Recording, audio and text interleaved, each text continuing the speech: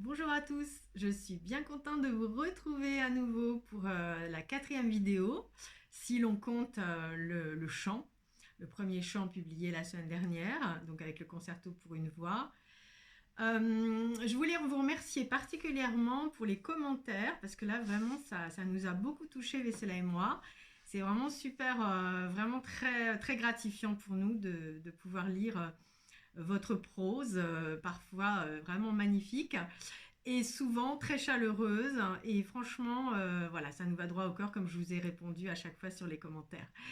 N'hésitez pas à continuer à partager, nous donner vos appréciations. Ça nous permet d'être guidés justement aussi sur les choix que nous allons faire, notamment par rapport aux chansons, aux choix musicaux, esthétiques, artistiques, voilà, tout ça. Je voulais remercier en particulier aussi quelqu'un qui a eu vraiment la super belle idée de citer Lamartine. Donc c'est une personne qui s'appelle Romy et qui nous a donc envoyé dans un commentaire la phrase de Lamartine qui dit «Un cœur qui chante est un cœur qui aime». Voilà, donc je rebondis là-dessus parce qu'effectivement, j'avais pas le souvenir de cette citation, mais c'est vrai que cette période très romantique française nous permet en poésie d'avoir accès à des fabuleuses intuitions concernant toutes les relations, toute la relation, on va dire, de transformation qui est au cœur de l'amour et du chant. Enfin, vous voyez, il y a bien cette aussi par rapport à la valeur de la musique aussi qu'on voit dans certaines poésies et citations de Victor Hugo. Victor Hugo. Et d'ailleurs, j'aurai l'occasion, donc je vous le dis déjà pour vous donner un peu un aperçu de ce qu'il va y avoir dans le répertoire chanté. Nous aurons l'occasion avec Vessela de faire vraiment le grand bonheur de nos oreilles à tous et de notre réminiscence finalement transgénérationnelle, parce que c'est des choses qui nous ont traversées quoi qu'il en soit, dans les arts, dans la transmission artistique de toute cette héritage qui est très, très étoffé, quoi. Et il y avait donc des poésies mises en musique par des grands comme Debussy, comme donc Fauré, Reynaldo Hahn, ça peut être Duparc, enfin voilà. Donc des grands musiciens qui sont en rencontre avec de la poésie juste fabuleuse, quoi, de Baudelaire, de Théophile Gautier, de Victor Hugo, etc. Voilà, donc à la suite au prochain numéro. Mais bon, toujours est-il que là, c'est vraiment, je reprends cette citation simplement pour dire oui, nous sommes là dans le vif du sujet, à savoir, comme je vous l'ai dit la dernière fois, que nous comptons sur ce chant en association avec l'amour, donc ça veut dire finalement chanter l'amour. Chanter l'amour nous donne accès d'une manière, je dirais, très sensorielle, hein, comme je vous l'ai expliqué l'autre jour, comme sur accès au véhicule de l'émotion. L'émotion est le véhicule, on parle de transport, vous savez, les transports de l'âme, les transports du cœur, etc. Donc c'est vraiment dans cette idée-là, qui reprend toujours la Vénus, hein, qui se déplace sur son coquillage pour accoster, et on est donc dans la loi de la manifestation aussi, sur cette idée que l'émotion crée, communique ce mouvement dans le champ des possibles, dans le champ de manifestation. Voilà, donc c'est très intéressant parce que on voit dans différentes situations, on observe et on le vit aussi, parce que moi je l'ai vécu, que l'amour finalement va être un puissant levier de transformation. Alors évidemment, nous l'avons expérimenté maintes et maintes fois par rapport à des émotions qui nous sont venues, parfois même des fois en rêve, enfin aussi vis-à-vis justement dans les rencontres artistiques avec un film, avec une chanson, c'est vraiment quelque chose qui nous touche au-delà du dissible, au-delà de ce qu'on peut exprimer souvent, hein. La musique, c'est un art, et le chant et la musique, quelque chose qui nous permet d'avoir accès à des mémoires totalement inconscientes, et certainement, là j'en suis persuadée, une expérience aussi par rapport à des personnes qui viennent vers moi.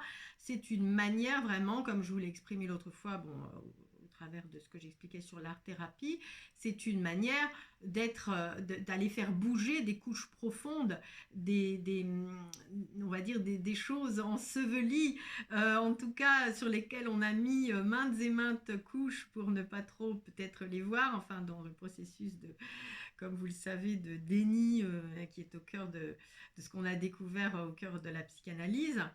Voilà, donc c'est vraiment cette idée d'aller réveiller des choses qui peut-être sont souffrantes, bien sûr aussi, ou en tout cas peuvent être difficiles à gérer pour la conscience, pour le mental, mais qui, par le biais de l'art, va d'une manière plus douce, d'une manière moins, comme je vous le disais, frontale, va permettre de faire bouger des choses, faire bouger les lignes, et du coup arriver à une transformation pérenne, on va dire aussi. Hein, ça, c'est important. Voilà. Alors, si ça peut être possible pour comme je vous le disais, sur le plan individuel, le pari, c'est que ça l'est aussi sur le plan collectif. Et là, c'est intéressant parce que nous avons donc cette période hein, qui, comme vous le savez, est particulièrement troublée. Alors, bien sûr, je fais une petite note ici parce qu'évidemment, je parle d'amour, je parle de... Voilà, il y a beaucoup d'optimisme. Je sais que je porte ça dans mon discours et de manière consciente et volontaire. Optimisme, mais il ne faut pas non plus se leurrer. Je ne suis pas déconnectée du réel. Je ne suis pas sur mon petit nuage complètement barré, quoi, comme on dit, une illuminée ou je sais pas quoi, voilà, ou perché, comme on dit. Non, non, en fait, c'est un parti pris, comme je vous l'avais un peu dit la première fois, ou comme j'en fais mention sur mon descriptif de la chaîne. Euh, c'est la comparaison que j'ai eue qui m'est venue de quand vous apprenez à conduire, vous savez. Bon, vous savez que on vous dit vous devez regarder devant vous, au loin sur la route, voilà, à peu près à une certaine ligne d'horizon, etc. Bon, si vous déplacez votre regard trop longtemps, par exemple à droite, etc., bon, là, il y a danger parce que vous allez vous détourner immanquablement avec votre conduite, vous allez aller vers ce précipice, si c'est un précipice, en tout cas voilà, vous êtes au bord, vous savez, comme on voit dans les films, là, quand ils arrivent au bord d'une falaise, mais là, faut surtout pas faire ça, quoi. Ou alors, on sait qu'il y a ça, on regarde un bref coup d'œil, on y jette un bref coup d'œil, on sait que c'est là, mais on ne se détourne pas d'une route qu'on a décidé de suivre, vous voyez, en confiance, en conscience, etc. Et là, donc c'est bien une comparaison intéressante pour aujourd'hui, pour en ce moment, c'est que nous devons, si nous le choisissons en tout cas, nous concentrer sur voilà, ce travail, cet ouvrage, hein, comme je disais l'autre fois, donc avec l'amour, avec le chant, avec les fondamentaux de tous ces arts qui nous portent et qui nous ont suivis depuis la préhistoire. Hein. Je veux dire, il y a la spiritualité et l'art, ils ont germiné ensemble en intrication, je dirais, constante. Hein, voilà, donc à la fois l'homme faisait vous vous rappelez, hein, donc dans les peintures rupestres sur les grottes, hein, c'était des rituels. Ils peignaient, c'était aussi une manière de faire un rituel pour mieux chasser, pour mieux... voilà, et puis il y avait les rituels aussi mortuaires, il y avait... Voilà.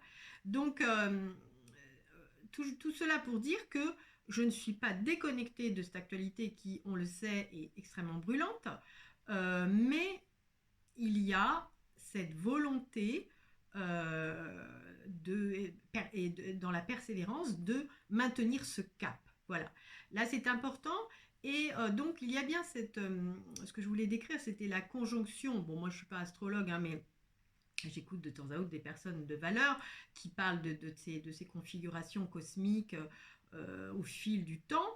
Et là, en l'occurrence, on est donc dans ce temps, je ne dirais pas là du tronc, là c'est le temps de l'amour et tout. Mais si, c'est un peu ça. En fait, c'est le temps de l'amour. C'est pas pour rien hein, qu'on est dans ce cœur de sujet actuellement sur ma chaîne. En fait, c'est le temps de l'amour. C'est le temps d'une transition. C'est surtout le temps on a Mars, Vénus, Pluton. Pluton nous impose, alors Mars, Vénus, évidemment, vous connaissez ce titre, hein, les hommes viennent de Mars, les femmes de Vénus, bon, ça, caricature, je sais pas, j'ai même pas lu le livre, mais bon, c'est toujours est-il qu'on est bien dans ce équilibrage entre Mars, le principe masculin, Vénus, le principe féminin. Donc, au-delà du genre, on a cet équilibrage, cette harmonisation qui est au cœur du sujet et de l'actualité d'une certaine manière. Bon, Mars, c'est aussi dans le côté le plus sombre, on va dire, c'est bien sûr la guerre, hein, c'est le côté martial. Donc, on voit qu'on est vraiment sur cette synchronicité-là, sur ce moment où beaucoup de choses se jouent à ce niveau-là, pas seulement dans le réel matériel, mais bien en amont, bien dans le plus subtil, sur le plan des énergies. Voilà, donc Pluton, lui, de son côté, vient nous pousser à transformer la donne, justement à observer, même quand ça fait un peu mal, aller observer au plus profond de ce qui se trame, de ce qui s'est toujours joué aussi depuis si longtemps, trop longtemps, dans les abus de pouvoir, dans les relations d'emprise, dans les relations de, comment dire, de bancales aussi, dans les couples, etc. Donc, c'est le moment, en fait, de revisiter tout cela, de l'éclairer d'une autre lumière, de porter attention à cela et avec une confiance, mais en même temps avec une certaine lucidité. Et là, dans le projet de la chaîne, vous voyez, c'est à travers chaque chanson que nous allons publier, il y aura bien cette volonté d'aller visiter toutes les facettes de l'imperfection du sentiment amoureux tel qu'il a été vécu par nos générations précédentes, par nous-mêmes sans doute. Enfin, en tout cas, il y a des éclairages comme plusieurs facettes, vous voyez, qui se mettent à bouger et qui se mettent à chanter avec leurs nuances de couleurs les unes et les autres différentes, qui viennent s'entrechoquer, qui viennent au contraire se mettre en belle vibration. Voilà, donc c'est un peu l'idée de aller visiter toute la palette d'infinies nuances à la fois de la voix pour chanter tout cela. Vous savez, il y a dans les cures psychanalytiques, psychothérapie, enfin, il y a ce processus pour certaines thérapies, d'aller faire du théâtre, d'aller interpréter les choses, de les rejouer là devant le thérapeute, voilà. Donc là, je me disais, oui, moi je vais aller chanter. Et cela va jouer donc des mélodies, des chants qui sont le témoin de toutes nos défaillances humaines, toutes les aberrations, je dirais presque des fois, et donc l'imperfection de notre vécu de l'amour. Mais ça n'est pas pour le renforcer, ça n'est pas, vous voyez, pour s'enfoncer dedans et s'y trouver, aspirer. Non, c'est pour aspirer à autre chose, c'est pour aspirer à le penser, dans le sens penser, mettre du baume sur les plaies, venir guérir tout cela très en profondeur, afin de manifester une autre forme d'amour. Et cette forme d'amour, ben voilà, c'est l'amour inconditionnel, c'est l'amour absolu, c'est bon, l'amour, on va dire, pour certains diront divin. Toujours est-il que cette forme d'amour-là, comme je vous l'avais exprimé déjà, je fais la demande quand je chante toutes ces airs qui sont effectivement les témoins parfois grandiloquents de toute cette voilà, de toutes ces failles de l'homme et de la femme dont ils sont porteurs d'une certaine manière, donc dans le sens des mots. Mais si vous voulez, je demande à ce que il y ait autre chose comme vibration qui vienne là pour l'éclairer autrement, pour le guérir, pour le transformer. Et l'alchimie de transmutation se fait je veux bien le croire, à l'intérieur, vous savez, tout au tréfonds de notre intimité, là où bien au-delà des carapaces que l'on s'est mis, qu'on a construit pour nous protéger de tout cela, ça vient toucher le cœur, ça vient toucher des fondamentaux viscéraux, je dirais, dans les entrailles, et c'est ce qui permet d'être levier pour une véritable transformation. Oui, alors nous allons donc poster une version différente de celle que nous avons postée la dernière fois, le concerto pour une voix de Saint-Preux, donc qui datait de 1969, a été donc repris par Dalida avec des paroles.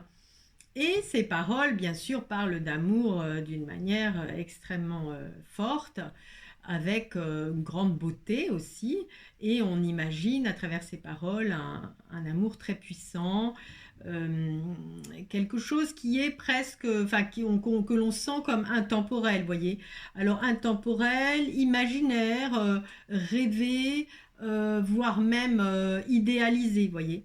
Alors, on est au cœur là d'un sujet que j'aborderai un peu plus précisément plus tard, parce que là, il semble qu'on touche aussi à une manière de traduire les relations, ce qu'on appelle les relations d'âme. Alors, les relations d'âme, tout le monde, je pense, en a entendu parler, mais bon, en tout cas, on va dire la plus emblématique, actuellement sur laquelle on parle abondamment, c'est la relation de flamme jumelle. Alors, bien sûr, il y a des personnes, j'entends dire, oui, c'est la mode, machin et tout. Ouais, c'est la mode, sauf que c'est pas une question de mode. Enfin, je vous expliquerai ça un peu plus profondément la prochaine fois, parce que ça prend du temps. Mais il ne s'agit pas forcément d'une mode, c'est plus qu'il y a un temps qui correspond à cela. De même que là, je vous disais, nous sommes dans un temps particulier pour aller revisiter les relations femmes-hommes, rejouer ce qu'il en est des polarités et du principe féminin et masculin. De même, ça n'est pas un hasard si ces relations flammes jumelles sont au cœur actuellement de cette transformation de l'humanité en profondeur. Donc voilà, je reviendrai là-dessus, mais toujours est-il que là déjà nous avons cet exemple de cette chanson qui a l'air de montrer un amour absolument sublime et qui est vécu au-delà de toute contingence matérielle, en dépit et je dirais à la barbe finalement de tout ce qui concerne une réalité physique. C'est-à-dire que les amants se retrouvent, quoi qu'il en soit de la distance, quoi qu'il en soit de leur éloignement réciproque. Et rien ne les empêche, en tout cas sur des plans immatériels, de se retrouver pour cette union, pour cette communion, communion qu'on imagine être aussi une communion sur le plan avec le cosmos. Enfin voilà, c'est vraiment la quintessence de l'amour physique vécu dans une plénitude également avec les plans divins, le cosmos, etc. Voilà, donc c'est ce sont des très belles paroles et puis qui finalement nous font approcher cela déjà d'une première couleur de l'amour, une première touche comme dans un grand tableau, vous voyez. Et je vous laisse me dire aussi en commentaire, une fois que vous aurez profité de ce soin et de cette écoute que vous pouvez refaire autant que vous voulez, hein, comme on dit en musique, ad libitum. Voilà, et donc vous pouvez vous plonger dans ces atmosphères-là, l'émotion peut voyager, elle peut être différente à chaque écoute. Enfin, vous voyez, c'est voilà. Ça, c'est à vous de voir et de faire comme bon vous semble, comme cela vous chante, on va dire. Mais en tout cas, je vous souhaite une bonne écoute et je vous invite à nous donner votre avis aussi, vos appréciations, vos ressentis par rapport au fait qu'il y a des paroles et que contrairement à la chanson précédente qui n'était qu'une vocalise, donc avec toutes ces volutes, toutes ces arabesques, mais où aucune parole ne venait faire obstacle à voilà, à ce suivi purement vibratoire. Là, il y a ces paroles qui marquent quand même, qui ont un sens et qui donc posent, on va dire, des choses bien, bien spécifiques.